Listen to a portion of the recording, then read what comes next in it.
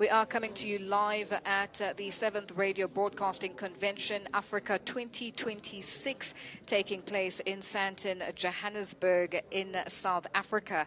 Now, we have a number of speakers and moderators from across the continent. And joining us now is Thato Seheri, who is the Lesotho Communications Authority, joining us live here at the Green Venue. And Thato, good afternoon, and thank you for joining us on Africa Update. Good afternoon, Lulu, and your listeners, and thank you for having me. It's a great pleasure, Thato. Tell us about your experience here at the 7th Radio Broadcasting Convention 2026, and you've been here since the morning with the different speakers, and we're talking AI, digitalization, and just radio and broadcasting. Okay, thank you very much. Like you have said, my name's Thato Seheri, and I am the broadcasting officer at Lesotho Communications Authority. So I have come here to represent our organization as the regulator of broadcasting sector in Lesotho. I am very excited to be here. They have been very contributing discussions that have been made by speakers, very informative, that I'm taking home today. I think it's quite important as the regulator to understand some of the challenges that radio stations are facing and some of the challenges that technology has presented, and to appreciate those as you regulate, because I think as a regulator, the best model to go about regulating is not the command and control theory, but rather to understand and appreciate some of the challenges that they're facing. So I think I'm excited to be here and to actually have the first-hand experience of what radio stations are going through and how they are trying to integrate or match the challenges that they're facing, and prospects, and just the future of radio as a whole. Right now we're talking, we're in radio, but it's also visual, and that has changed, and how broadcasting is done now, present day today, with all the historical backgrounds that we've seen over the years. What are you finding in Lesotho, and in terms of how content is consumed in the country?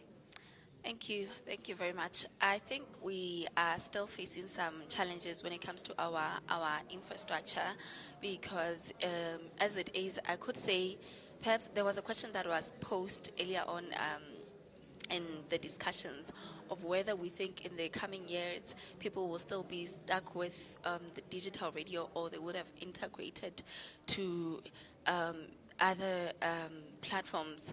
And for me, I feel like they'll still be using FM. I say this coming or in context with our situation in Lesotho. You find that in Lesotho, connectivity is still a problem, especially in highlands.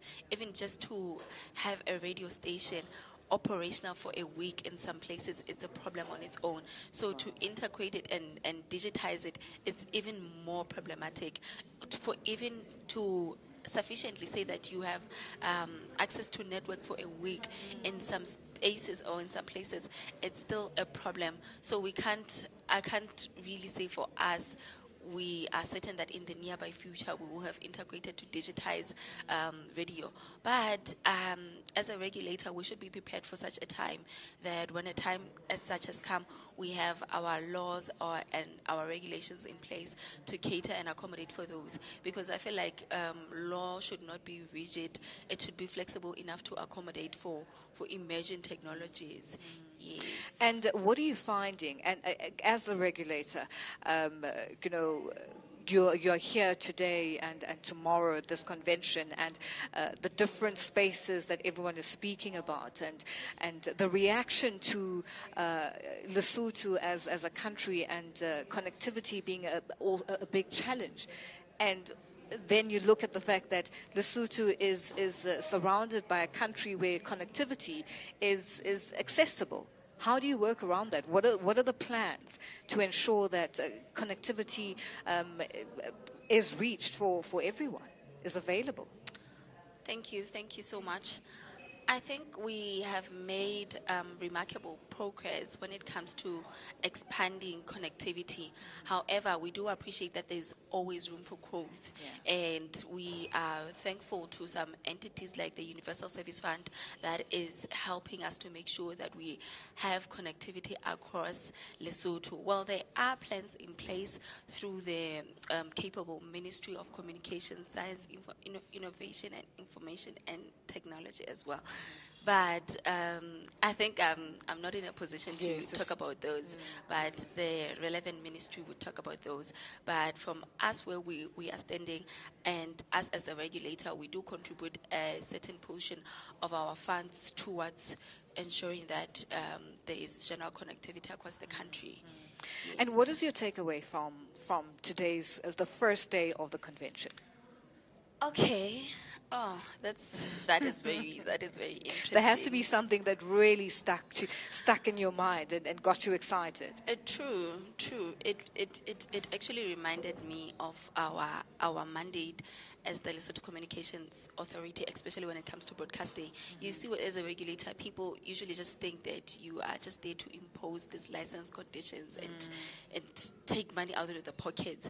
But the one thing that stood out for me and reminded me is that the Lesotho Communication Authority, through broadcasting, it ensures that the broadcasting sector contributes to national development and democracy. So being here as well, I think I'm not here for myself alone. I'm also here for other media houses in Lesotho so that I can also share with them how other people are perceiving these emerging technologies and how they're making use of that. Thank you very much. Well, Thato, it's been a great pleasure. We are going to have to leave it here for today. Thank you so much for joining us on Africa Update. Thank you. That's Thato Seheri, who is a Communications Authority officer in Lesotho, joining us live here at the 7th Radio Broadcasting Convention, Africa 2026. It is time for our news headlines. SABC News headlines. The African perspective. Thank you, Lulu. Your headlines this hour. South Africa's suspended crime intelligence deputy